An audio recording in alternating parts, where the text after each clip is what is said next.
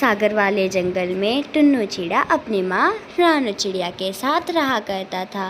रानू को अपने अमीर होने और बड़े घर होने पर बहुत ज़्यादा घमंड था। रानू चिड़िया हमेशा सोचती थी कि वो अमीर है, इसीलिए उसकी बहू भी अमीर घराने से आए। वो ढेर सारा दहेज और सोने के गहने लेकर आए। मगर टुन्नू एक साफ दिल का चिड़ा था। वो एकदम सफ़ेद दिल का चिड़ा था। उसे जंगल के दूसरे छोर पर रहने वाली गरीब टूनी चिड़िया से प्यार हो गया था। टूनी चिड़िया का घोंसला भी ठीक नहीं था, वो कहीं कई जगहों से टूटा हुआ था। लेकिन टूनी दिल से बहुत अच्छी थी, संस्कारी थी और समझदार भी थी। टूनी चिड़िया गरीबी से लड़ रही थी। एक दिन बिना अपनी माँ को बताए टुन्नू चिड़ा टूनी चिड़िया से जंगल के मंदिर में शादी कर लेता है और उसे ब्याह कर घर ले आता है। जैसे ही टुन्नू चिड़ा घर के दरवाजे पर पहुँचता है तो रानू चिड़िया का गुस्सा 7वें आसमान पर पहुँच जाता है।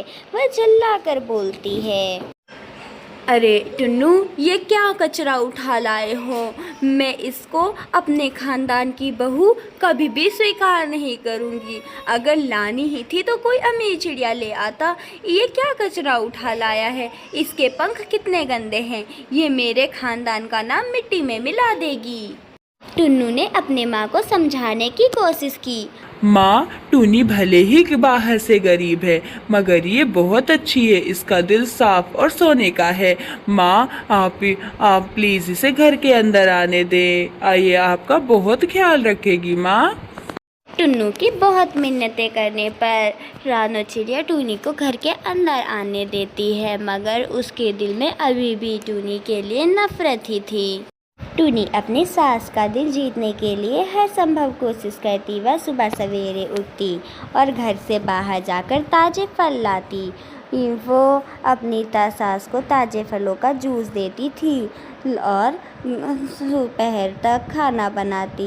वह पहले भूखी रहती, पहले वह अपनी सास को खाना देती और फिर घर की सफाई भी करती और अपनी सास के पैर भी दबाती। मगर इससे उसकी सास को कोई फ़र्क नहीं पड़ रहा था। वह तो बस एक ही बहाना ढूंढ रही थी कि वह कैसे भी कर टूनी को घर से निकाल दे।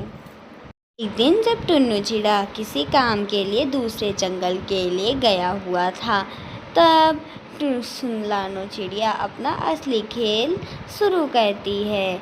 वह अपना हार खुद ही कहीं दूसरी जगह छुपा देती है और फिर रोने धोने का नाटक करती है। वह चिल्ला चिल्ला कर रो रही थी, हाय राम, मेरा सोने का हार, इतने अच्छा सोने का हार था, वो चुरा ले गई ये डायन।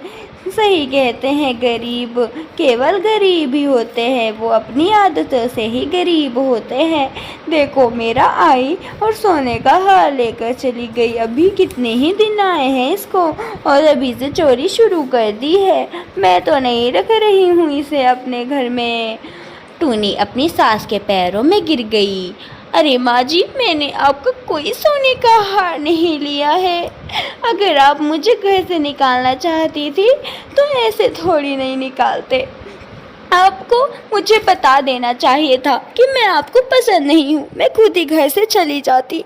आप मेरी इज्जत पर कलंक क्यों लगा रही हैं?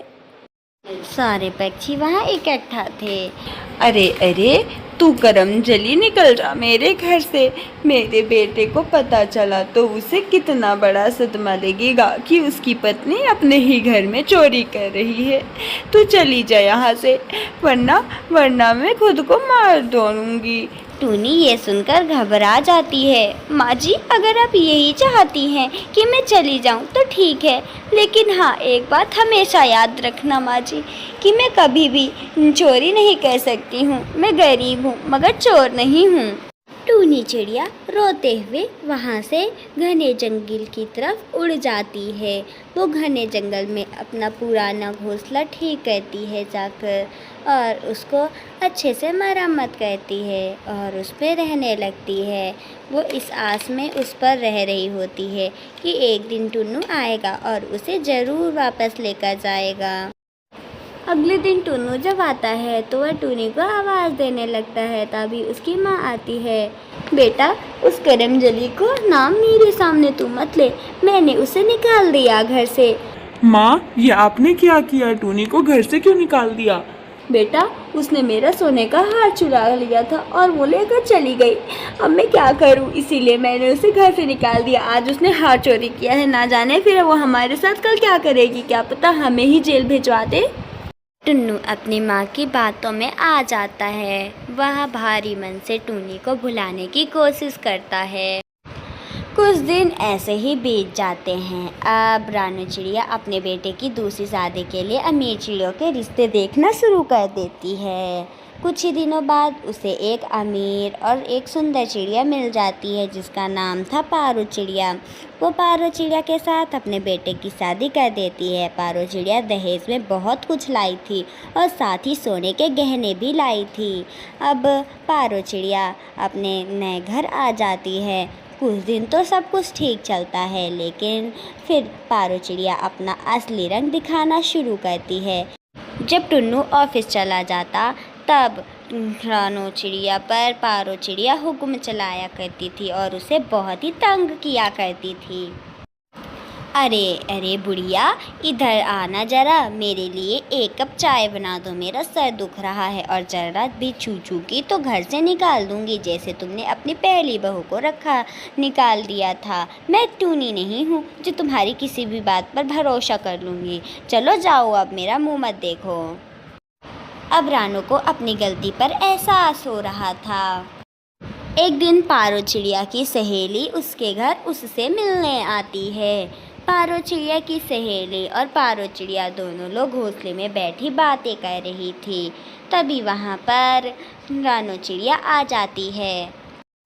अरे अरे, यहाँ क्या कर रही हो बुढ़िया, तुम्हें दिख नहीं रहा है मेरी सहेली आई है, जाकर इसके लिए नाश्ते का इंतज़ाम करो। तभी वहाँ पर टुन्नू आ जाता है। टुन्नू सारी बातें सुन लेता है। वह घोंसले के पास खिड़की पर बैठ जाता है जाकर और चुपचाप सारी बातें सुनने लगता है। अरे अरे, देखो मीना, ये है मेरी सास जिसने अपनी पहली बहू पर झूठा इल्ज़ाम लगाकर उसे घर से निकाल दिया, मगर इसे क्या पता कि मैं उस टूनी नहीं हूँ, बल्कि मैं तो पारो हूँ जो किसी की एक नहीं सुनती है। अब मैं इसके मज़े ले रही हूँ। देखो, इससे सारा दिन काम करवाती हूँ और खुद सारा दिन आराम करती हूँ। इसका बेटा तो और भी पागल है जो मुझ पर आँख मूंद कर भरोसा करता रहता है। टुन्नू गुस्से से तिलमिलाते हुए अंदर आता है और पारो पर गरजते हुए कहता है, निकल जा मेरे घर से तू। तेरे लिए मेरे घर में कोई जगह नहीं है। तुझ जैसी बदतमीज चिड़िया आज तक मैंने कभी नहीं देखा है। पारो, तुम चली जाओ यहाँ से। टुन्नू पारो को धक्के देकर घर से बाहर निकाल देता है। पारो रोने धोने का नाटक करती है, मगर उसकी एक नहीं चलती है। टूनी की सास भी टुन्नू से माफ़ी मांगती है। अरे अरे माँ, अब क्या ही हो सकता है। अब हमें टूनी को लेने वापस जाना चाहिए, वरना मेरी टूनी पता नहीं कहाँ और किस हाल में होगी। टुन्नू सबसे पहले टूनी के पुराने घोंसले पर जाता है। टुन्नू को पता था कि वो उसे वहीं मिलेगी। टुन्नू और टूनी की सास जब वहाँ पहुँचते हैं तो टूनी डर जाती है अपनी सास को देखकर, लेकिन टूनी की सास उसके पास जाकर गिर जाती है और माफ़ी मांगती है। बेटी टूनी, मुझे माफ़ कर दो, प्लीज़ मुझे माफ़ कर दो और मेरे साथ मेरे घर चलो। तुम बहुत अच्छी हो, मैं ही तुम पर झूठा इल्ज़ाम लगाकर तुम्हें यहाँ छोड़ गई थी। तुम चलो मेरे साथ।